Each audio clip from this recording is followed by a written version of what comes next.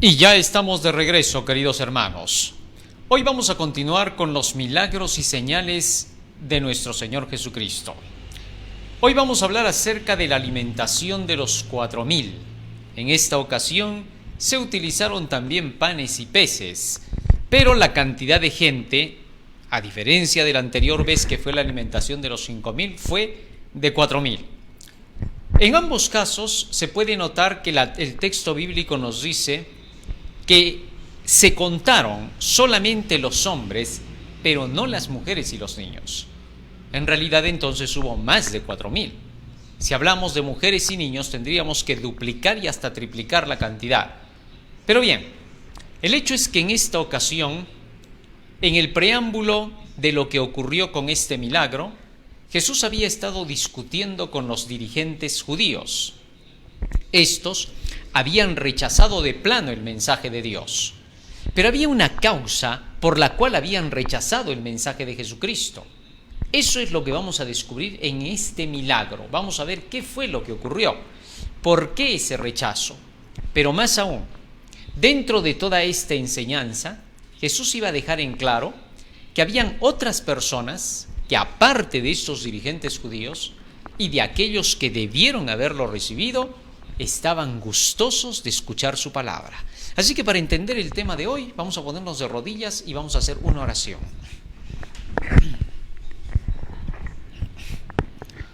Bondadoso Padre que moras en los cielos, te agradecemos, Señor, porque nos das la vida y la salud, y te rogamos, Padre Santo, que tu presencia esté con nosotros en el día de hoy, porque te lo suplicamos en el nombre de Jesús. Amén. Amén, Señor. Amén.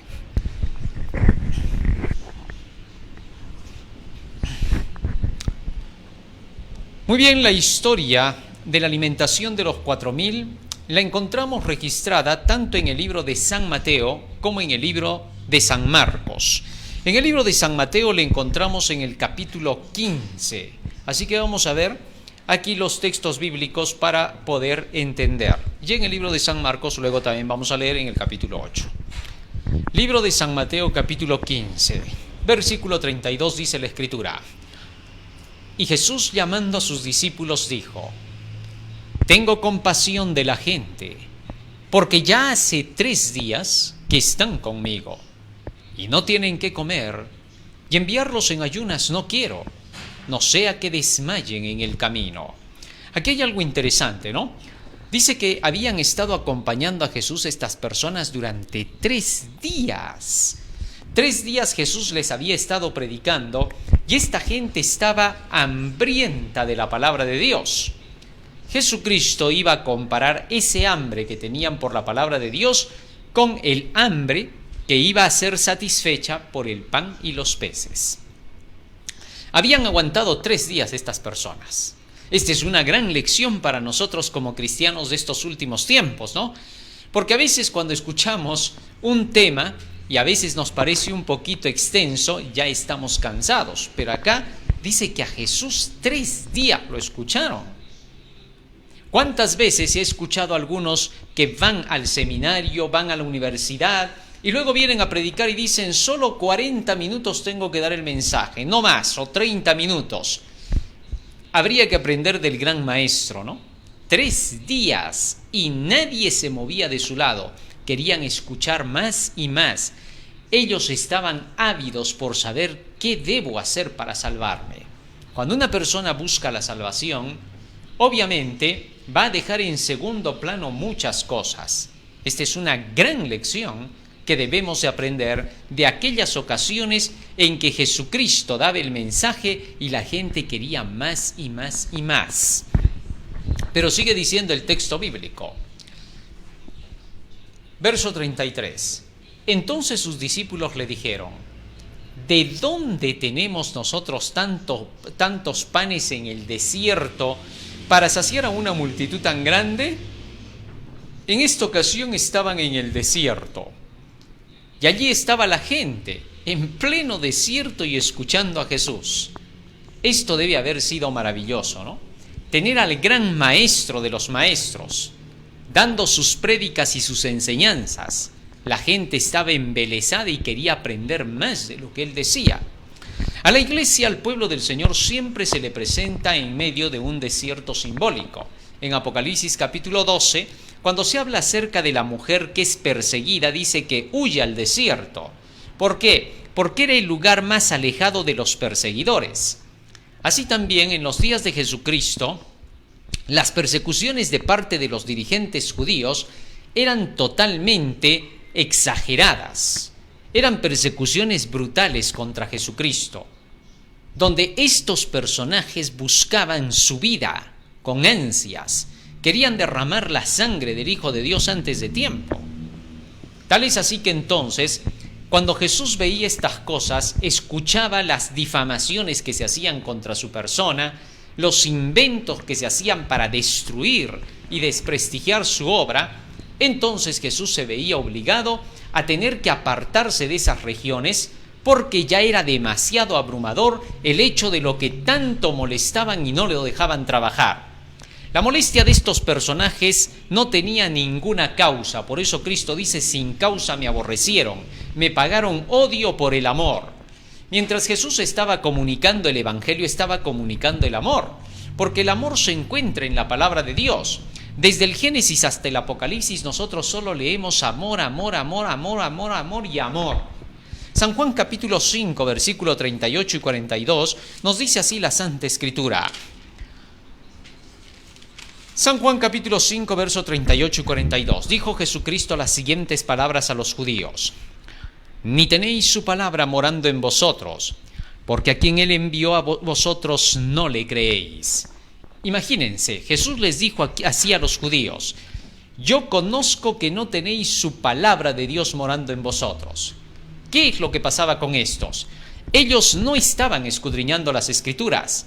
Los mismos dirigentes judíos ya habían enseñado que el estudio de la palabra del Señor no era tan importante como el cumplimiento de las ceremonias, las formas.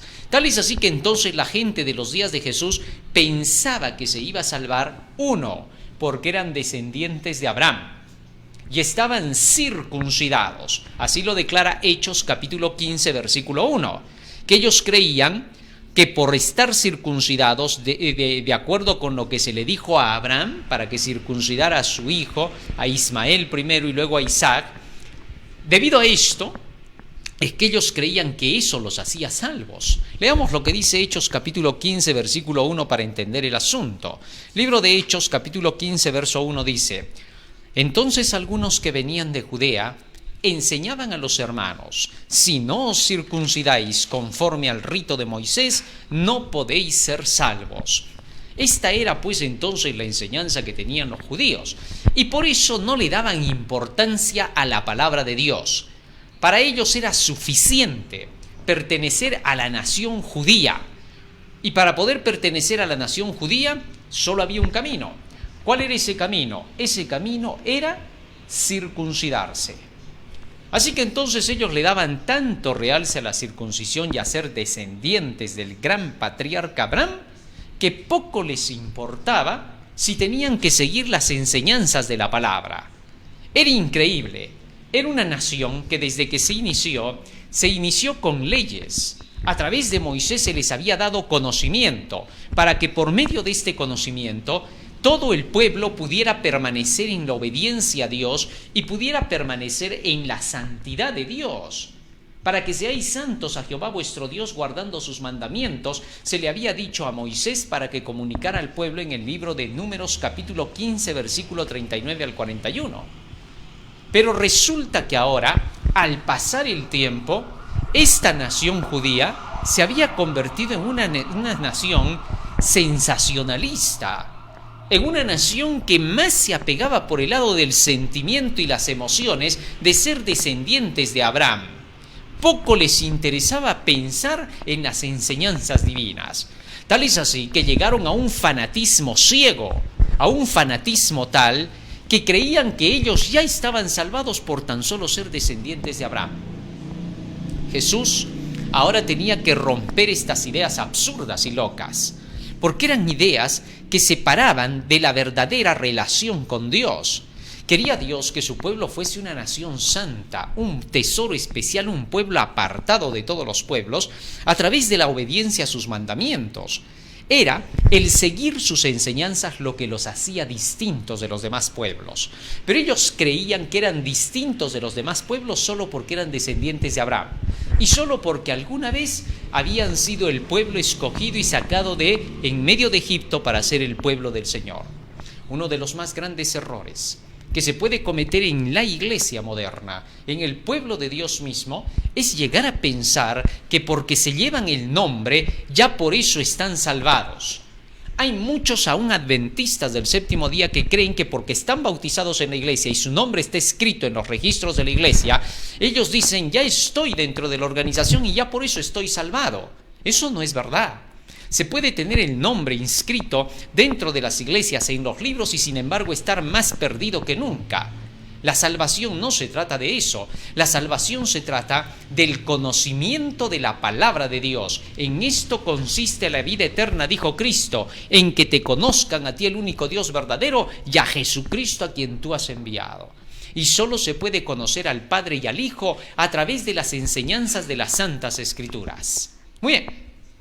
Teniendo eso en cuenta, resulta que el Señor iba a romper esta idea e iba a dejar en claro que aquí la única unidad que se podía tener con Dios y con la verdad era a través de la Santa Palabra, la Biblia. Ese es el único medio. ¿Por qué? Regresamos a San Juan capítulo 5 y seguimos viendo allí el primer punto que estamos analizando, versículo 42. Mas yo os conozco que no tenéis amor de Dios en vosotros. En el versículo 38 les había dicho, no tenéis su palabra morando en vosotros. Y ahora en el versículo 42 les dice, no tenéis el amor de Dios en vosotros. ¿Esto qué cosa significa? Significa que cuando nosotros tenemos la palabra de Dios morando dentro de nosotros, el amor de Dios está morando dentro de nosotros. Y este es el principal punto clave. Cuando Jesucristo da a conocer su palabra, entonces está dando amor. Y cuando dice que le pagaron el odio por el amor, está diciendo que a Jesucristo, que les trajo la palabra de amor de Dios, ahora se le estaba pagando como que él fuera un impostor, un falso profeta, un mentiroso, un engañador que buscaba formar su propia iglesia y hacer su propia institución aislada de su pueblo. Jesucristo había dicho todo lo contrario, que había venido para poder salvar a las ovejas perdidas de la casa de Israel. Él declaraba constantemente, no he venido sino por las ovejas perdidas de la casa de Israel. Es decir, estoy viniendo a rescatar a mi propio pueblo. ¿Cómo? Solo hay una forma de rescatar al pueblo. La única manera que había de rescatar al pueblo era trayéndole las enseñanzas que un día les había dado a través de su siervo Moisés en el pasado y a través de los patriarcas y de los profetas. De esa manera, al poder darles el mensaje, los estaba rescatando de la mentira y del error del pecado, de lo que Satanás había sembrado entre ellos, que son las falsedades y los engaños. Quería sacarlos de todos esos errores para que este pueblo pudiera ser el pueblo que llevara la luz al mundo. Lamentablemente, le pagaron odio por ese amor. Jesús les daba el conocimiento de la palabra y ellos se oponían a ese conocimiento. Decían, está bien, puede estar predicando la verdad, nadie dice que no. Y entonces no se somete a las autoridades. ¿Qué cosa estaban diciendo con eso? Estaban diciendo, está bien, nos está trayendo amor, nadie dice que no, está dándonos harto amor, más que nunca nadie nos ha dado porque nos está dando la palabra. Y sin embargo, no le vamos a obedecer, no le vamos a creer. Demostraban odio, no lo vamos a hacer. Nos está dando amor, pero nosotros le daremos lo opuesto, estaban diciendo estos hombres. ¿Y qué hacían? Comenzaban a darle lo opuesto a Jesús. Le decían impostor, mentiroso, engañador, samaritano, demonio tiene, de todo. Le sembraban todos los adjetivos que te puedas imaginar. ¿Eso qué se llama? Pagar odio por el amor. ¿Qué más podía hacerse por este pueblo? Se les estaba dando amor en abundancia. la palabra de Dios en abundancia, pero no la querían. ¿Por qué? Porque simple y llanamente amaban más las tinieblas que la luz, amaban más las enseñanzas de los falsos profetas, de los fariseos y escribas. Enseñanzas que no se basaban en la Biblia, sino en sus tradiciones. Le daban realce a sus tradiciones organizativas, a sus formas y ceremonias, antes que dar realce a la piedad que venía de la palabra del Señor. Interesante. Muy bien, regresamos a San Mateo capítulo 15 y seguimos leyendo acerca de lo sucedido en esta ocasión. San Mateo capítulo 15. ¿Qué más ocurrió? Versículo 33. Entonces sus discípulos le dijeron: ¿de dónde tenemos nosotros tantos panes en el desierto para saciar a una multitud tan grande? Versículo 34. Jesús les dijo: ¿cuántos panes tenéis? Y ellos dijeron 7, ese número perfecto, ¿no? El número total. La totalidad es el 7. ¿Por qué la totalidad? Porque en el séptimo día se terminó la creación, la totalidad de todo lo creado. Y unos pocos pececillos. Y mandó a la multitud que se recostase en tierra. Y tomando los 7 panes y los peces, dio gracias, los partió y dio a sus discípulos, y los discípulos a la multitud. Verso 37. Y comieron todos y se saciaron.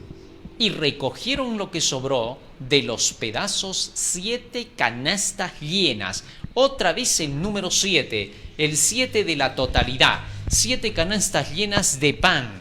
¿Por qué? Bueno, todas estas 7 canastas llenas de pan pues representan a la palabra de Dios en su totalidad, que es lo que sobró para poder repartir al mundo.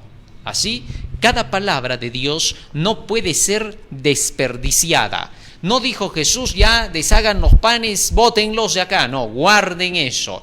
Cada palabra del Señor debe de ser guardada. Todo sirve, todo vale en la palabra de Dios. Tal es así que algunas personas pueden decir: no, pero estas palabras, esto del Antiguo Testamento ya era para los judíos. Otros dicen: no, esto era para los tiempos de Jeremías, esto era para los tiempos de Ezequiel, eso no es para ahora, no puedes aplicarlo. Estás equivocado. Sécase la hierba, marchítase la flor, mas la palabra de Dios permanece para siempre. Isaías 48, Primera de Pedro 1, 23, 24. Así que entonces, la palabra del Señor siempre será perpetua. Nunca hay un día en el cual se pueda decir que estas palabras pasaron. Jesús fue claro. San Mateo capítulo 24, versículo 34 hasta el 36. Mis palabras jamás pasarán. Así que entonces las palabras de Jesucristo no pueden pasar, permanecen para siempre. Y por lo tanto había que guardar todo aquello que había quedado como restante. Muy bien, ahora nos vamos al libro de San Marcos para ver la misma historia y ver algunos detalles más que vamos a descubrir. En aquellos días, como había una gran multitud y no tenían qué comer, Jesús llamó a sus discípulos y les dijo: tengo compasión de la gente, porque ya hace 3 días que están conmigo y no tienen qué comer. Hace 3 días que están conmigo. Muy bien, veamos acá la simbología. Entendamos qué cosa quiere decir esto.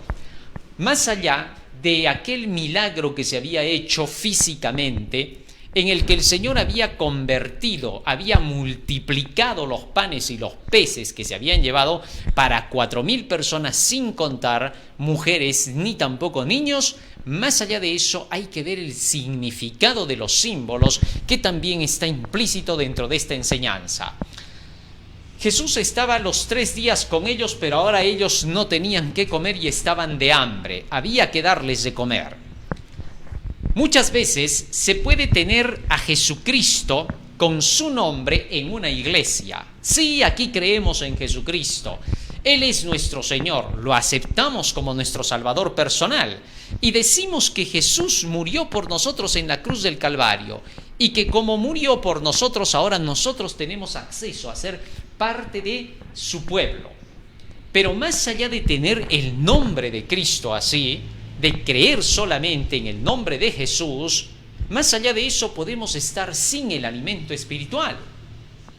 Ellos estaban con Jesús y sin embargo había hambre. ¿Qué cosa significaba? Esto ya es la simbología, por favor, entiéndase, el significado de lo que estaba ocurriendo, porque obviamente Jesús les había enseñado los 3 días.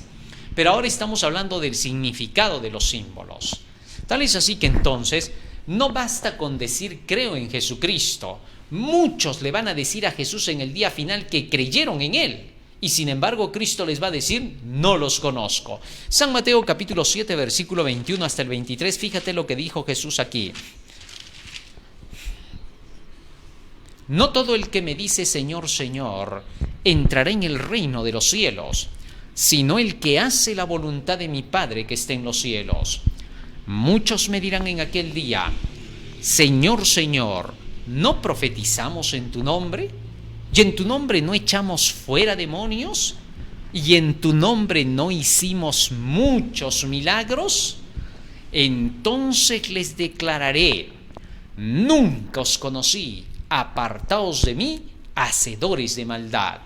¿Por qué Jesús está hablando de este grupo de personas? Es que ya desde los dirigentes judíos hasta muchos en el pueblo declaraban que creían en Dios, que Dios era su Dios. Oye Israel, Jehová uno es. Ellos lo repetían constantemente.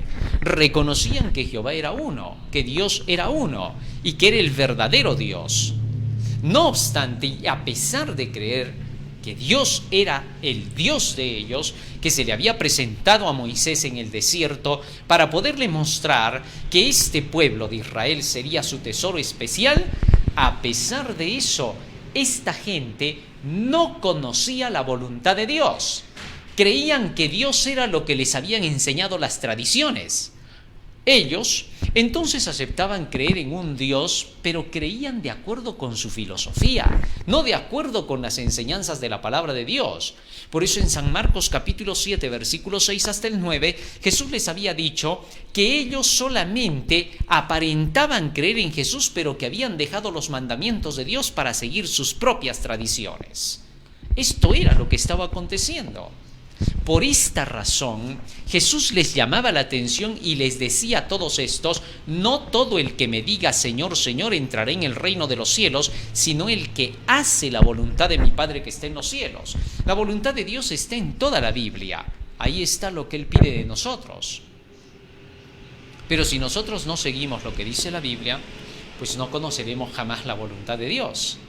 Y decir que creemos en Jesús, habernos bautizado en la iglesia, no nos salvará en lo mínimo.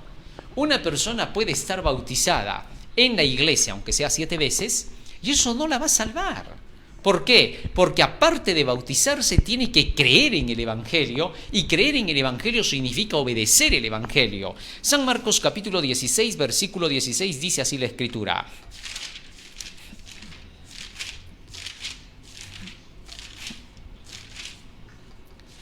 San Marcos capítulo 16, versículo 16. El que creyere y fuere bautizado será salvo, mas el que no creyere será condenado. ¿Qué te parece eso? El que creyere y fuere bautizado. O sea, tiene que creer y tiene que ser bautizado, y entonces será salvo. Pero el que no creyere será condenado. ¿De qué le sirve el bautismo si no creyó? No sirve para nada. Ahora, la creencia significa sometimiento, obediencia a las enseñanzas de Dios. Así lo dice el libro de Romanos, capítulo 10. Fíjate lo que dice aquí el apóstol Pablo, el apóstol de la fe, ¿no?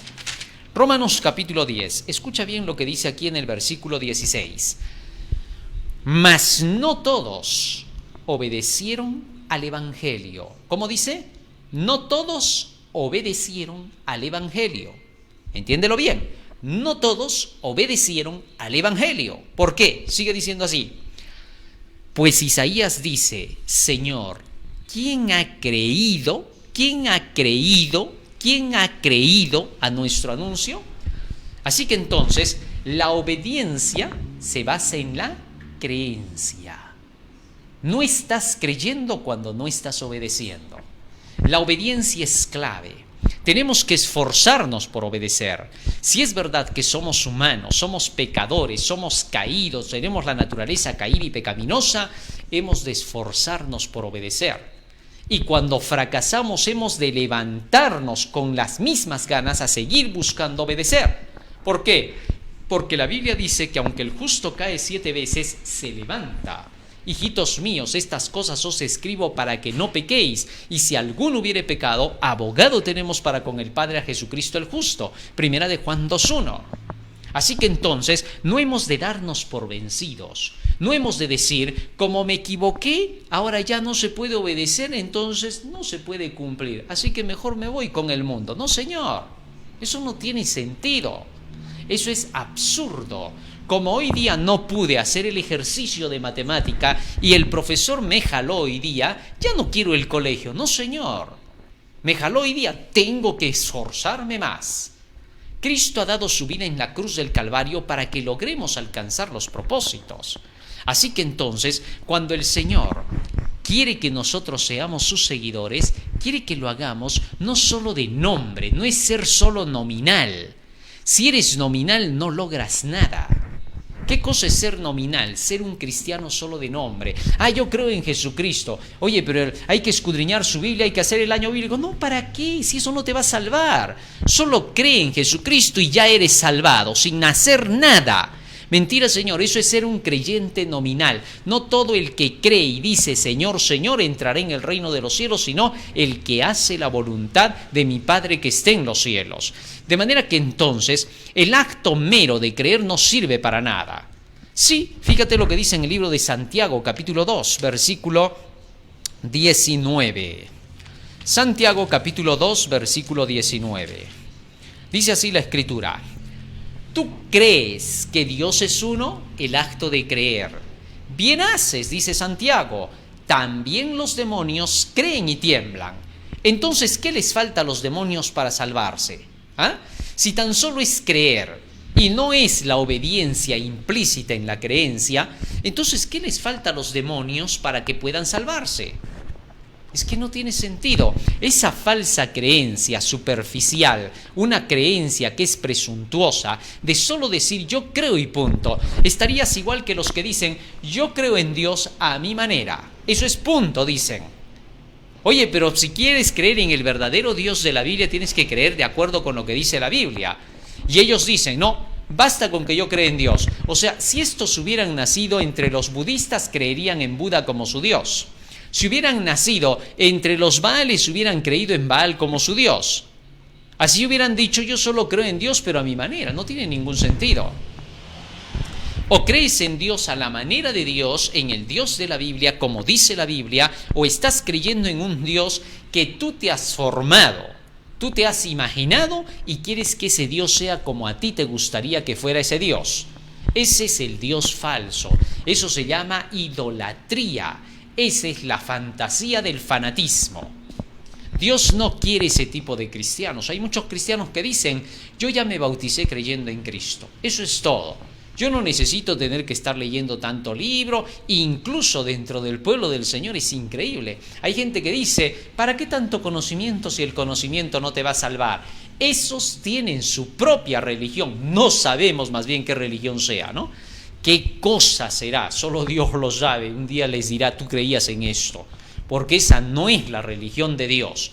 La religión de Dios es la religión de este libro, de la Biblia. La Biblia te enseña cómo creer en Dios, quién es Dios, de dónde viene y qué cosa quiere de ti. De otra forma, si tú no lees las Escrituras, te estás imaginando a Dios. Puedes orar todo el día. Puedes imaginarte cosas en la cabecita todo el día y ese no es Dios, ese eres tú que te estás endiosando. No sirve para nada. Así que entonces la guía solamente es la palabra de Dios. Tú crees en Dios, bien haces. Los demonios también creen y tiemblan. Libro de San Juan, capítulo 14, dijo Jesucristo lo siguiente en el versículo 12. De cierto os digo, el que en mí cree, las obras que yo hago, él las hará también. Fíjate lo que dice acá. El que en mí cree, las obras que yo hago, él también las hará. Y las obras que Jesucristo hizo, pues son notables. He guardado los mandamientos de mi Padre y estoy en su amor. Muy bien.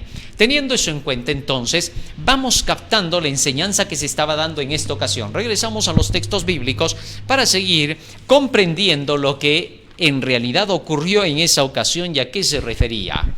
Tengo compasión de la gente porque ya hace 3 días que están conmigo y no tienen qué comer. O sea, cuando tú aceptas a Cristo y entras en la iglesia, entras en su camino, ahora tienes que comer. No puedes estar caminando con Jesús sin comer. Verso 3.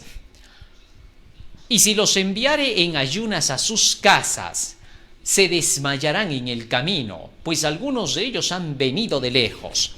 ¿A qué representa ahora la simbología acá? Ir en ayunas a sus casas, ir a la casa. En la casa de mi padre muchas moradas hay. Si así no fuera, ya os lo hubiera dicho. Voy pues a preparar lugar para vosotros. Regresar a sus casas en la simbología significaba ir hacia la patria celestial, por el camino. ¿Cuál es este camino? Salmo 119, 32 dice: por el camino de tus mandamientos correré cuando llenes mi corazón. La palabra del Señor es el camino que lleva al cielo. Hay un camino ancho y hay un camino angosto. El camino angosto, ¿te acuerdas cuando estudiamos los 2 caminos? Representa a la palabra de Dios. No vaya a ser que mientras están yendo en el camino, por la falta del conocimiento de la palabra del Señor, desmayen, porque no tienen alimento para sobrevivir. Jeremías 15, 16, fueron halladas tus palabras y yo las comí, y fueron por delicia y gozo de mi corazón. Así que entonces la palabra del Señor es el alimento de Dios. Cristo dijo en San Mateo 4:4, no solo de pan vive el hombre, sino de toda palabra que sale de la boca de Dios. Así pues entonces, la palabra del Señor es el pan de vida. Jesucristo estaba representando aquí al pan de la palabra de Dios, con el cual se alimenta a esas personas, a esos 4,000 que estaban en esa ocasión. Sigue diciendo más. Vamos al texto. Pues algunos de ellos han venido de lejos, versículo 4. Sus discípulos le respondieron: ¿de dónde podrá alguien saciar de pan a estos aquí en el desierto? Un lugar donde fácilmente no podrían ser saciados. En el Antiguo Testamento nosotros leemos cómo el pueblo de Israel caminó por el desierto durante 40 años y Dios les dio maná por el desierto.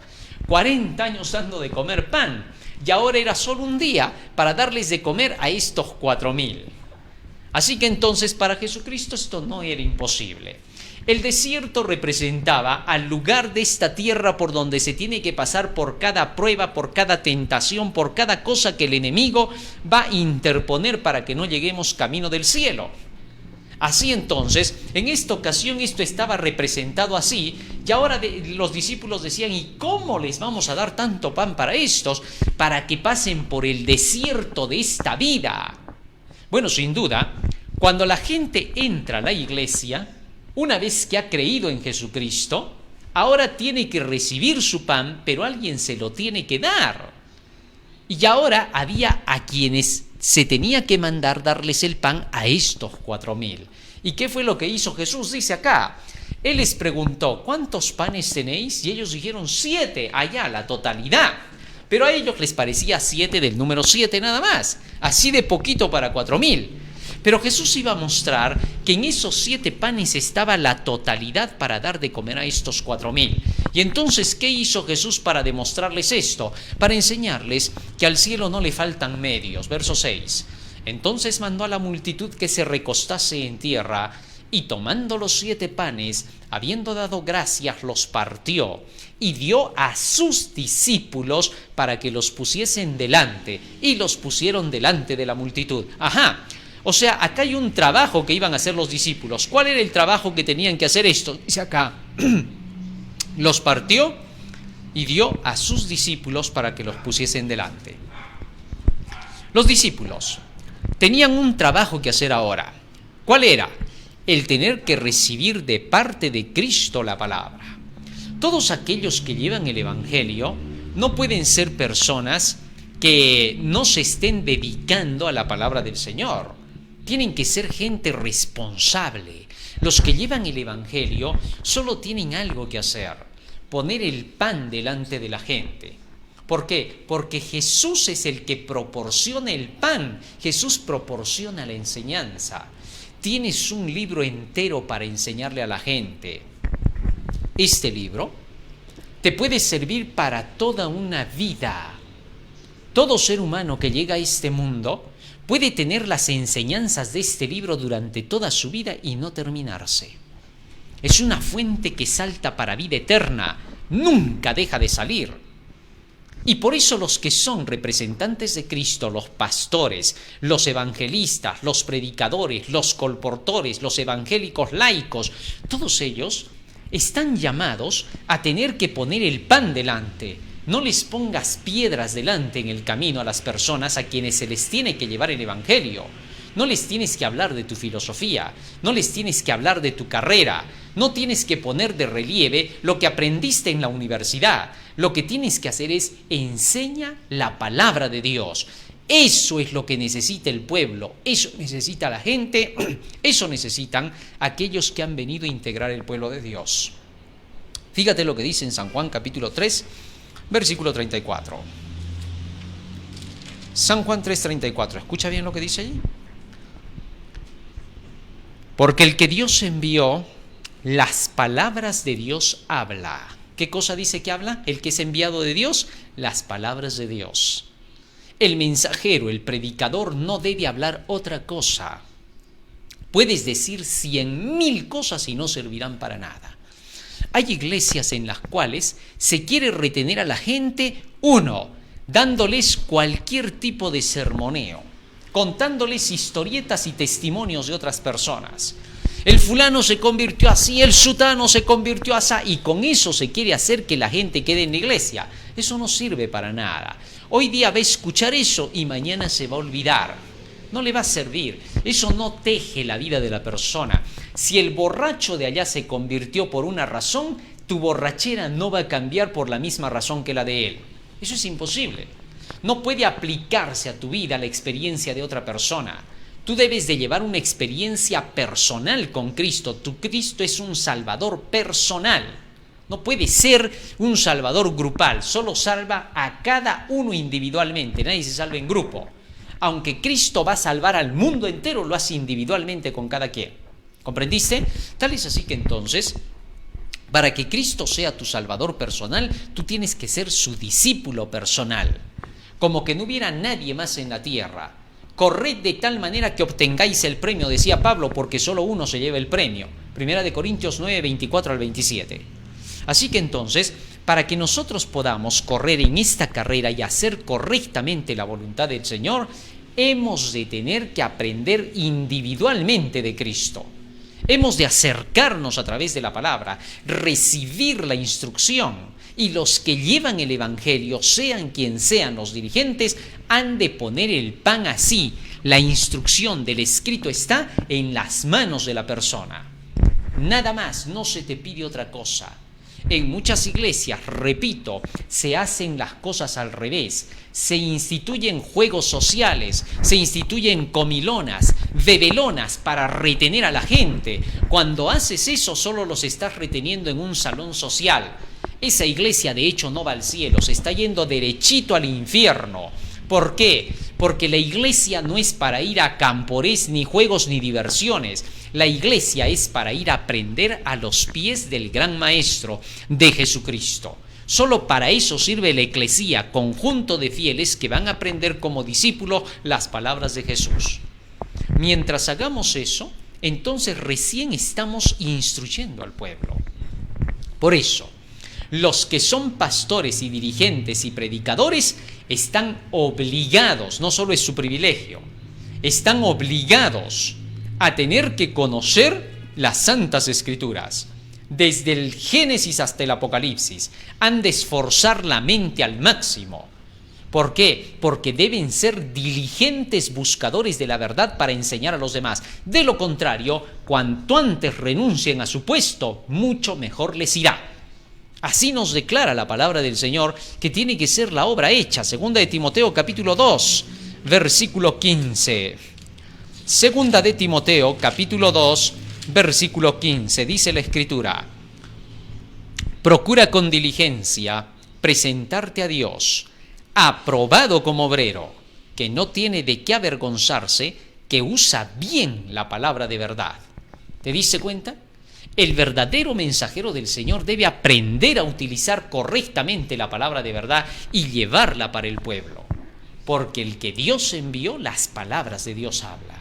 En el libro de Santiago, capítulo 3, fíjate lo que dice aquí el apóstol en relación con aquellos que se quieren hacer maestros sin serlo. ¿Qué cosa es quererse hacer maestro sin serlo?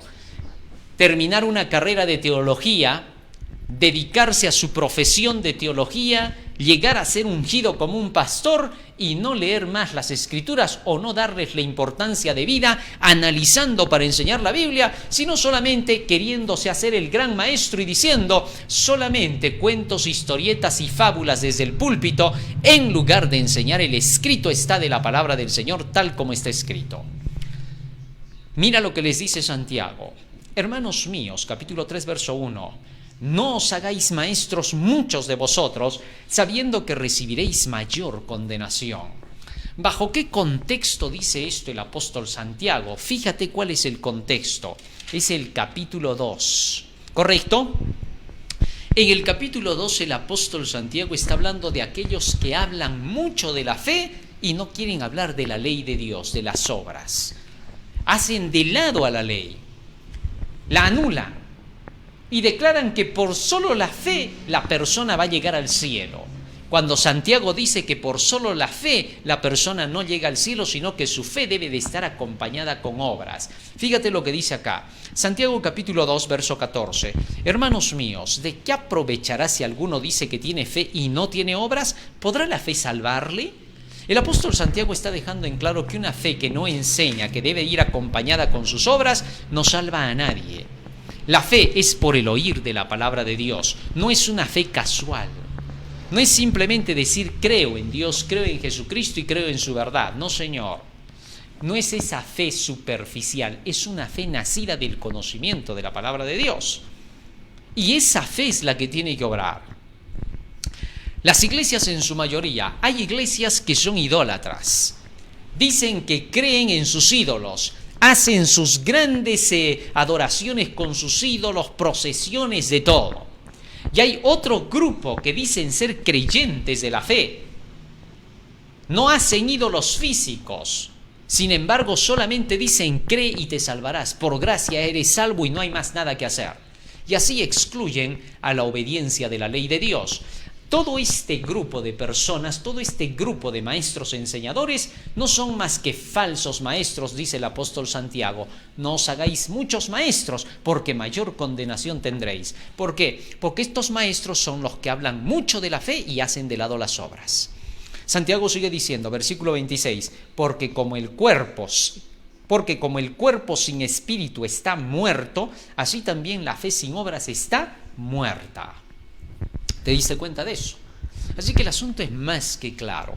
Con esto entonces, el apóstol demostró que una fe casual no sirve para nada. Jesús estaba mostrando en su enseñanza de la alimentación de los 4,000 que una fe casual no sirve para nada. Regresamos al texto bíblico. Seguimos leyendo lo que dice acá. Entonces mandó a la multitud que se recostase en tierra, y tomando los 7 panes, habiendo dado gracias, los partió y dio a los discípulos para que los pusiesen delante, y los pusieron delante de la multitud. Los discípulos tenían entonces el trabajo de impartir la palabra y solo la palabra, no más de lo que está escrito. Si ellos impartían la palabra, ya estaban impartiendo la verdad. Dios no les pidió hacer ningún esfuerzo más sobre eso. Ninguna otra cosa más salvaría a la gente. Libro de 1 de Corintios, capítulo 4, versículo 6. Fíjate lo que dice allí. Pero esto, hermanos, dice Pablo, lo he presentado como ejemplo en mí y en Apolos, por amor de vosotros, para que en nosotros aprendáis a no pensar más de lo que está escrito, no sea que por causa de uno os envanezcáis los unos contra los otros. Por más de que te digan que tú no eres de la verdad, si tú estás presentando la Biblia y solo la Biblia, tú estás en la verdad. Así te odien en tu propia iglesia, así los dirigentes de tu propia congregación te maldigan, así los propios hermanos de tu propia iglesia hablen contra ti, así digan que estás fuera de la organización, así digan que tú no eres parte de la iglesia, así digan que tú solo lo haces por diezmos y ofrendas, te haces el sordo, el ciego y el mudo frente a esas charlatanerías. ¿Por qué? Porque tú estás presentando la verdad. La verdad te hace libre y hace libre a los que la oyen. Mientras tú hagas eso, no te importe lo que digan o piensen los demás. Tú simplemente avanza. ¿Por qué? Porque en el camino vas a encontrar toda suerte de mugidos, de balidos, de ladridos, de maullidos, de todo. Porque todo eso hay en el camino. ¿Qué te importa? Que tú no vives de eso. Tú solo vives de llevar la palabra del Señor. Y si por esa causa te dicen lo que te digan, ¿qué te interesa? Tú cumpliste tu tarea. Los discípulos tenían una tarea que hacer: llevar el pan hasta cada una de las personas. Punto. Ese era su trabajo. A ellos no se les pidió hacer nada más. Siervos inútiles sois, les dijo Cristo, porque solo hicieron lo que tenían que hacer. Así que entonces, sobre esa base, todos nosotros tenemos que actuar y pensar en que solamente tenemos que vivir de toda palabra que sale de la boca de Dios y dar a conocer esa palabra que sale de la boca de Dios. Eso es todo lo que se nos pide. Por tanto, entonces el apóstol Pablo estaba declarando aquí terminantemente que solamente debía de aprenderse a seguir su ejemplo, a vivir de toda palabra que sale de la boca de Dios. Maravilloso. Hasta aquí entonces estaba demostrado que los panes que tenían que llevar los discípulos era llevar la palabra sin mezcla de nada. Regresamos ahora al texto bíblico para poder continuar analizando la simbología. San Mateo capítulo 15 sigue diciendo, versículo 7 ahora. San Marcos, perdón, capítulo 8, verso 7. Tenían también unos pocos pececillos y los bendijo y mandó que también los pusiesen delante. Los pececillos, un alimento totalmente saludable. En ese tiempo, un alimento totalmente sano y muy sencillito. Hasta el día de hoy el pueblo de Dios podría comerse los pescaditos si no estuvieran contaminados, ¿no? En el libro Consejos sobre la Salud, la mensajera del Señor dice que el pez sería muy bueno si ahora no hubiese la contaminación que existe. Los mares están totalmente contaminados. No solamente los mares, las lagunas de las partes altas por las lluvias ácidas. Tal es así que hemos llegado a un tiempo donde toda la creación animal está bajo la maldición de Dios. Así que ya no puede ser un buen comestible, aunque pudo haber sido en los tiempos de Jesucristo, hoy ya no es. Hay muchas cosas que ahora se han empeorado y han deteriorado hacia el final de los tiempos. Es por eso que hoy nosotros buscamos a través de las Escrituras el tipo de alimentación que Dios dio al principio en el Jardín del Edén, que era la alimentación totalmente vegetariana. El verdadero término es ser vegetariano. Ahora han aparecido cientos y cientos de términos, ¿no? Desde veganos, lacto-ovo-vegetarianos, ovo-vegetarianos, lacto-vegetarianos, pero lo mejor, lo más saludable es ser un vegetariano. Podría ser que en el mundo se te diga que los vegetales no tienen los sustitutos suficientes para sobrevivir, y eso no es verdad, porque dentro de los productos naturales hay sustituto suficiente. Está más que demostrado. Aunque hay gente que incluso se dice ser grandes nutricionistas que dicen que el vegetariano tiene que sustituir con algunos suplementos más. No es verdad. Esa es una gran mentira. Hay muchos que pueden decirlo, pero no pueden demostrarlo. Dicen, no, que en el laboratorio hemos visto esto. No les creas, porque eso no es verdad. Dentro de los alimentos que Dios ha provisto en la naturaleza está todo. De lo contrario, Dios le hubiera dicho a Adán, Adán, como solo te estoy dando los vegetales, pues al principio solo eran los vegetales, Adán, te voy a mandar por favor acá tu botellita de suplemento, Gabriel te va a traer todos los días para que puedas con eso sustituir. No, nunca mandó un ángel para traer pastillas del cielo para sustituirlo. Es más, aquello que simplemente se hace a partir de elementos plásticos y vitaminas plásticas, ¿cómo podría mejorar tu situación? Imposible, salvo que estuvieras deteriorado. Eso es muy distinto para regular, porque más allá de eso tampoco te sirven para nada las vitaminas plásticas. De manera que entonces, Dios puso todos los sustitutos en la naturaleza. Y es nuestro trabajo estar centrados en buscar esos sustitutos para nuestra alimentación. Pues todo lo que Dios ha provisto es para nosotros y debemos nosotros buscarlo porque es nuestra obligación cuidar del templo del Espíritu Santo. Primera de Corintios 3:16, el apóstol Pablo dice: vosotros sois templos del Espíritu Santo, y el que destruya el templo de Dios, Dios le destruirá a él. Muy bien, pero ahora no nos vamos a centrar en todo lo que es la alimentación, solo para que tengas una base de este alimento sencillo que Jesús estaba poniendo delante de la gente en esta ocasión. Seguimos leyendo lo que dice el texto. Versículo 8. Y comieron y se saciaron. Esto es interesante. Cuando nosotros damos solo la palabra, solo la enseñanza, la palabra del Señor es tan clara que deja satisfecho al que la recibe.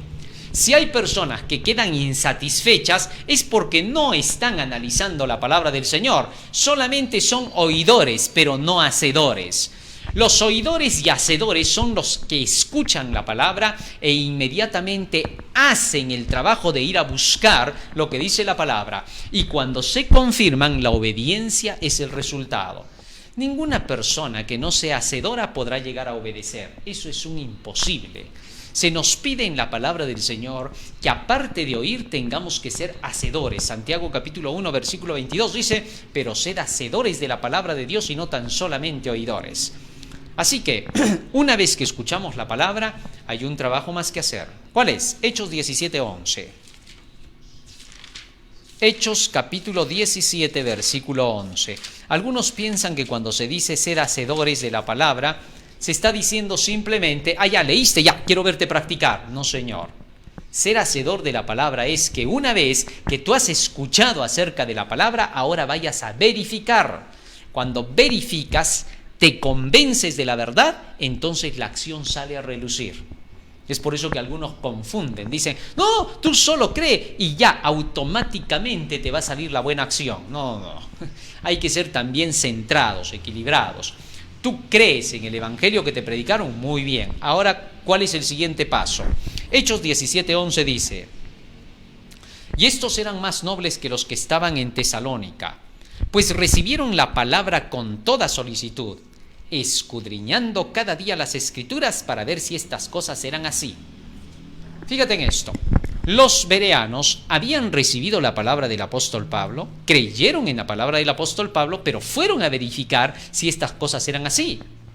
Ese es el segundo trabajo que se tiene que hacer, ser hacedores de la palabra, no tan solamente oidores. Así que cuando vienes a la palabra y comienzas a estudiarla y verificas lo que dice la palabra, inmediatamente eso se convierte en una parte de tu vida. Ahora, al haber creído de esa manera, actúas. Esa es la verdadera fe. La verdadera fe no es un mero asentimiento intelectual de lo que has oído. La verdadera fe debe de llegar hasta el alma, debe convertirse en parte de ti, en otras palabras. Que llegue hasta el alma significa que te llega a convencer. La ley de Jehová convierte el alma, dice Salmo 19:7. Tal es así que entonces, para que llegue al alma, tiene que llegar a la convicción. Tienes que llegar a entender. El que lee, entienda, dijo Jesucristo. Así que entonces, cuando lees la palabra, tienes que entenderla. Te la predicó alguien, qué lindo. Ahora vas y verificas. Y cuando entiendes eso, no hay nada que te mueva de esa creencia. Imposible. Cuando tú has llegado a comprender algo, vienen y te dicen: no es así. Tú dices: no, estás mintiendo. Para mí está claro, yo te lo voy a explicar. Y eres capaz de poderle mostrar al otro. ¿Por qué? Porque leíste y luego entendiste. Eso es lo que tienes que buscar. Y cuando quieras leer y entender, para eso tienes un texto comparado con otro. Lees y te da la comprensión el otro, uno a otro, hasta que sean enlazados, quebrantados y presos, y caigan de espaldas. Eso es lo que se necesita. Un poquito aquí, otro poquito allá. Isaías 28:13. Muy bien. Entendiendo eso, entonces, Cristo está mostrando a través de esta enseñanza de el alimento que se le tenía que llevar a todos estos que estaban allí, que les diera satisfacción. Tú vas a satisfacerte con la verdad cuando la verdad se te le explica con corrección, símbolo y significado. Te va a quedar más que claro. Vamos al texto. Y comieron y se saciaron. y recogieron de los pedazos que habían sobrado 7 canastas. Ya explicamos eso. Y eran los que comieron como 4.000 y los despidió. Versículo 10. Y luego, entrando en la barca con sus discípulos, vino a la región de Dalmanuta. Ahora, una vez que pasó este hecho, Jesús se fue en la barca junto con sus discípulos. Y algo sucedió en la barca, un tremendo incidente. Seguimos teniendo los textos, ¿no es cierto? Seguimos leyendo, vamos al libro de San Mateo, capítulo 15, allí lo vamos a leer. Fíjense lo que dice acá, para que lo podamos entender bien. San Mateo, capítulo 15, versículo 38 y 39. Escucha bien lo que dice acá.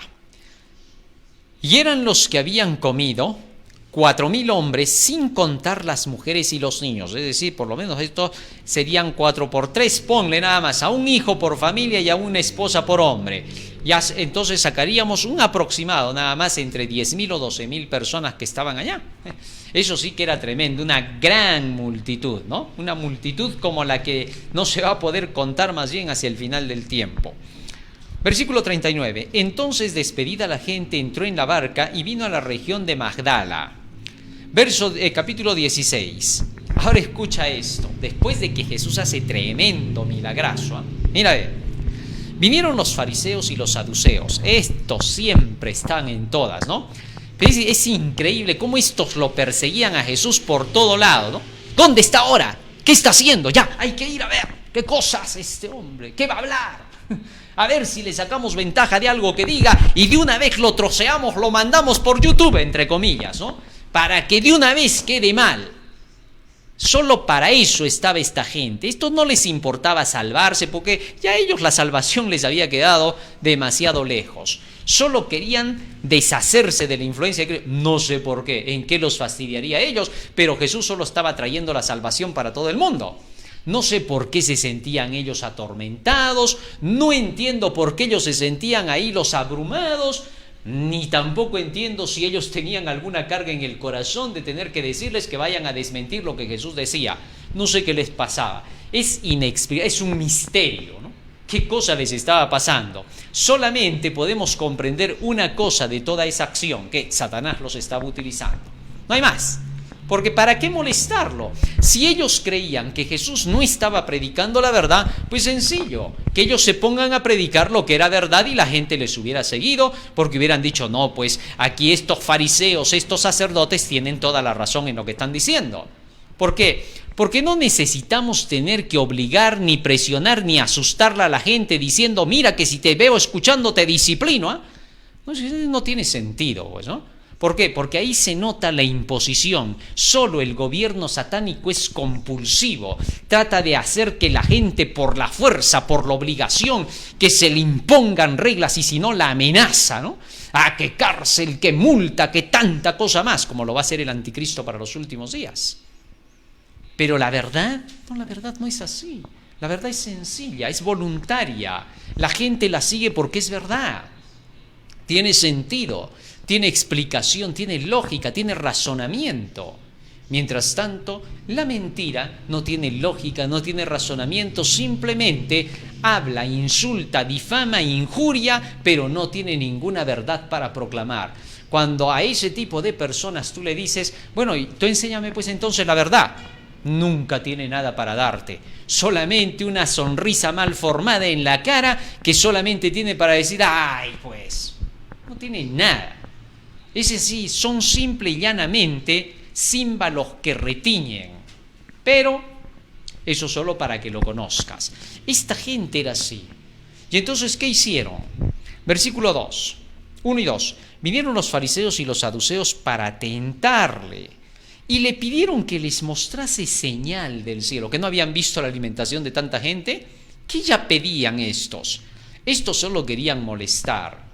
Mas él respondiendo les dijo, cuando anochece, decís buen tiempo porque el cielo tiene arreboles, y por la mañana, hoy habrá tempestad porque tiene arreboles el cielo nublado.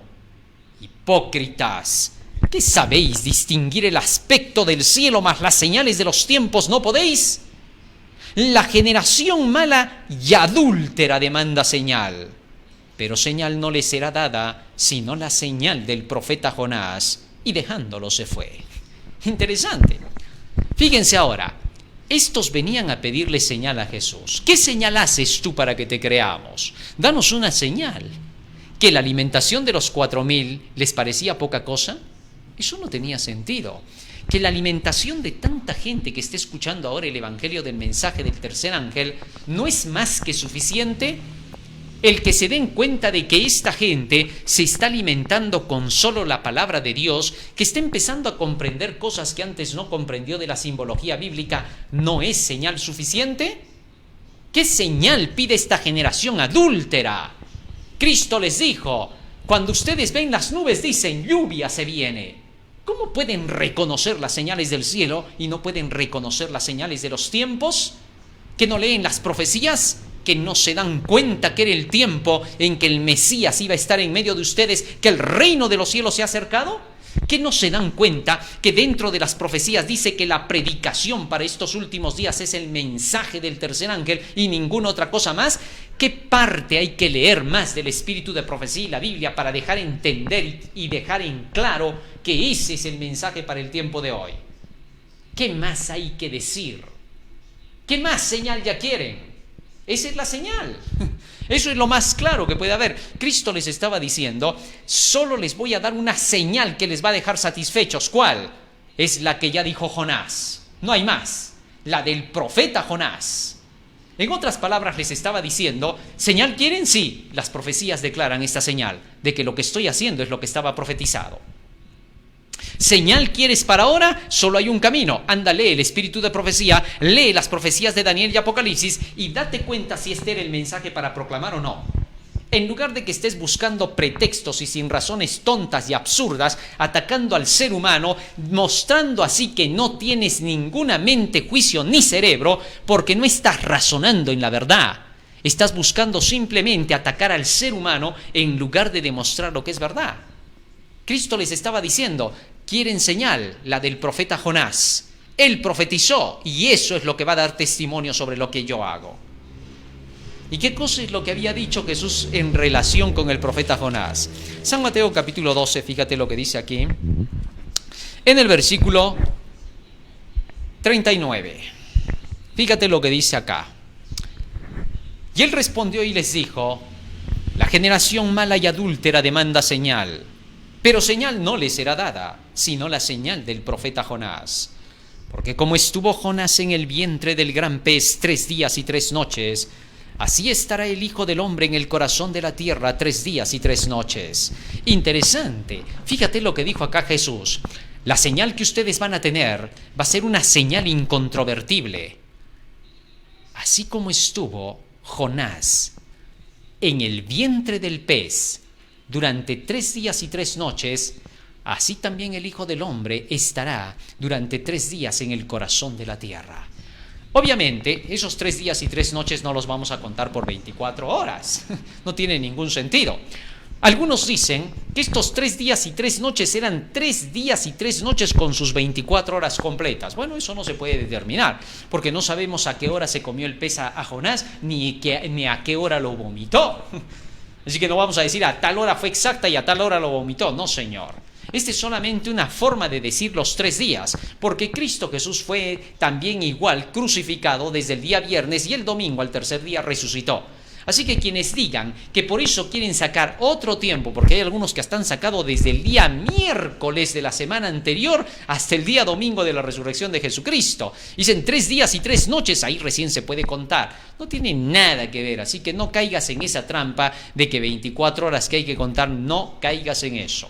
Simple y llanamente se dice por la cantidad de tiempo que Jesucristo contaría desde el día de su muerte hasta su resurrección, que era el tercer día, de acuerdo con las profecías del Antiguo Testamento, desde la fiesta de la Pascua hasta la fiesta de las primicias, que era la resurrección de Jesús. Y eso solamente se cumplía entre el día viernes y el día domingo. Así que no te dejes engañar, por favor, por aquellos que tratan de dogmatizar ciertos asuntos de la Biblia para querer confundir las mentes. Así que entonces Jesús les presentó la señal del profeta Jonás. Y con eso les dijo, si ustedes creen en eso es más que suficiente, porque ahí estará su señal. Más allá de eso no habrán señales. Yo no tengo por qué darle señales a ustedes por cuanto tienen la palabra, conocen los escritos y ustedes los quieren hacer de lado, o por su ignorancia quieren atacar lo que yo hago. Así de sencillo, dijo Jesucristo. No hay más que hacer. Igual decimos para este tiempo, solamente hay una prueba. ¿Cuál? Tenemos el primer ángel, el mensaje del segundo y el tercero. Y hoy estamos bajo la proclamación del tercer ángel, como estuvo en el vientre 3 días y 3 noches Jonás. Así tenemos 3 ángeles para hoy. Y solo eso es la única prueba de la verdad. Anda, estudia los 3 ángeles y verificarás si estamos en lo correcto o no estamos en lo correcto, porque no hay 2 cruces. Entonces, es evidente que se tiene que verificar si estamos dentro de la obra de los 3 ángeles. Cuando leas el espíritu de profecía, cuando leas las profecías de Daniel y el Apocalipsis, comprenderás que todos los que llevan el mensaje del tercer ángel están cumpliendo su misión como Jesús, nuestro Maestro y Señor, la cumplió. Pues todos aquellos que son seguidores de Cristo, los que buscan en Cristo a su Salvador, hacen la voluntad de Cristo cuando llevan su mensaje para esta hora. Finalmente, San Mateo capítulo 16. Seguimos leyendo la última parte. Versículo 5. Llegando sus discípulos al otro lado, se habían olvidado de traer pan. Y Jesús les dijo, mirad, guardaos de la levadura de los fariseos y de los saduceos. ¿Cuál era la levadura de los fariseos y saduceos? Vamos a ver. Versículo 7. Ellos pensaban dentro de sí diciendo, esto dice porque no trajimos pan. Versículo 8. Y entendiéndolo Jesús les dijo, ¿por qué pensáis dentro de vosotros, hombres de poca fe, que no tenéis pan? ¿No entendéis aún? ¿Ni os acordáis de los 5 panes entre 5.000 hombres y cuántas cestas recogisteis? ¿Ni de los 7 panes entre 4.000 y cuántas canastas recogisteis? ¿Cómo es que no entendéis que no fue por el pan que os dije que os guardéis de la levadura de los fariseos y de los saduceos? ¿Y entonces qué pasó? Versículo 12. Entonces entendieron que no les había dicho que se guardasen de la levadura del pan, sino de la doctrina de los fariseos y de los saduceos. ¿Cuál era la doctrina de los fariseos y saduceos? Querer pedir señales aparte de las que da la profecía. Aquellos que no estudian la profecía van a querer buscar señales en Jesucristo hasta el día de hoy. Oiga, hay gente que dice así, en la Biblia no vas a encontrar todas las respuestas ni en el espíritu de profecía, pero puedes pedirle una señal a Jesús, así como Abraham le dijo a Eliezer su siervo, que vaya, busque mujer para su hijo, y este hombre pidió una señal. Tú también puedes pedir ahora una señal. Mentira, Señor. No te dejes estafar. La señal es la profecía. Dentro de las profecías ya tenemos todo. No busques evidencias aparte de la Biblia. No vaya a ser como esa persona que decía, claro, la Biblia dice aquí que hay que guardar el sábado, pero hoy día voy a conversar con Jesús esta noche y le voy a decir a Jesús a ver si está de acuerdo con que yo tenga que guardar el sábado. Ya sé que la Biblia lo dice, voy a ver si Jesús está de acuerdo. Por favor. Obviamente Satanás le iba a contestar esa noche que es el domingo, no el sábado. Era evidente. ¿Por qué? Porque cuando tú ya tienes la luz y la rehusas, el siguiente paso es que tu luz se convierte en tinieblas. Así de sencillo. La operación del error, dice 2 de Tesalonicenses 2, 8 al 11. ¿Sabes qué?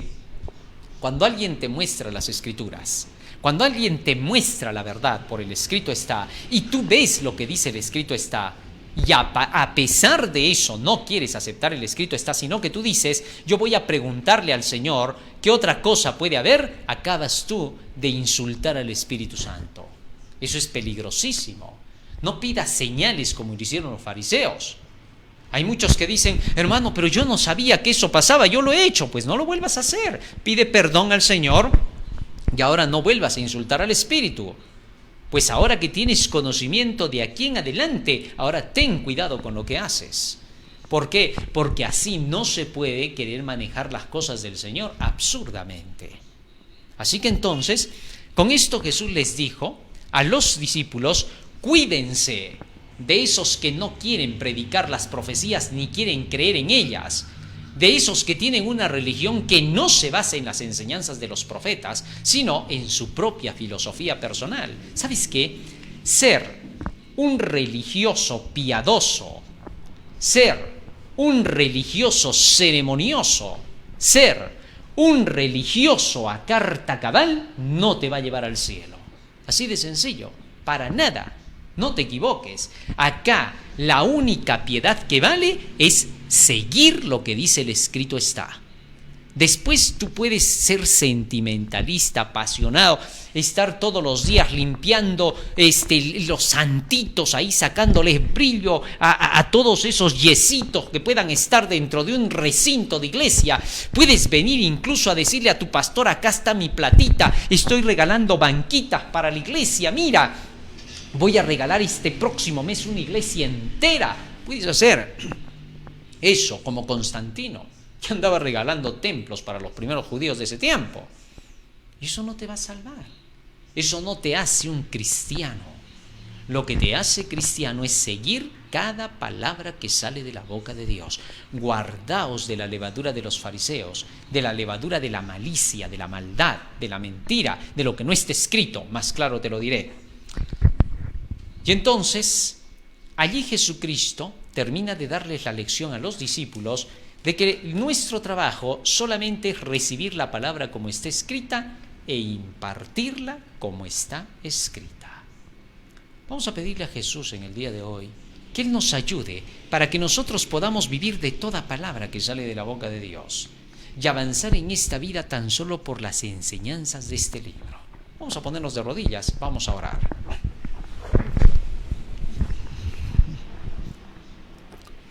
Bondadoso Padre que moras en los cielos, estamos agradecidos a ti porque nos das la vida y la salud y nos has impartido, Señor, tu santa palabra bendita. Porque ahora sabemos, Señor, que tus enseñanzas son claras y puras y que solo debemos vivir de toda palabra que sale de tu boca. Y que no hemos de creer, Señor, en ningún ser humano que venga trayendo cosas que no están escritas en tu verdad, sino solamente en aquello que está respaldado por tu palabra. Para que, Señor, tú seas glorificado y tu nombre sea exaltado en medio de todas las generaciones y para siempre. Quédate con nosotros ahora en el día de hoy, porque te lo rogamos y lo suplicamos en el nombre de Jesús. Amén. Amén, Señor. Amén. Muy bien, queridos hermanos, hoy hemos aprendido un milagro más en la vida de nuestro Señor Jesucristo, la alimentación de los 4,000. No te olvides, estamos en Facebook, estamos en Twitter, estamos en YouTube, a través del canal El Último Llamado Divino. Estamos también a través del hashtag del Último Llamado Divino y el departamento de publicaciones del Tercer Ángel del Último Llamado Divino. Estamos también a través de YouTube, 9:03 de la tarde, Daniel y el Apocalipsis, Magazine de Buena Fuente, también Daniel y el Apocalipsis y otros temas más de profundidad. Así que tenemos bastante alimento. Asociación de Universitarios Adventistas del Último Llamado Divino. Dios te bendiga, querido hermano, y un feliz sábado. Que el Señor te acompañe. Amén.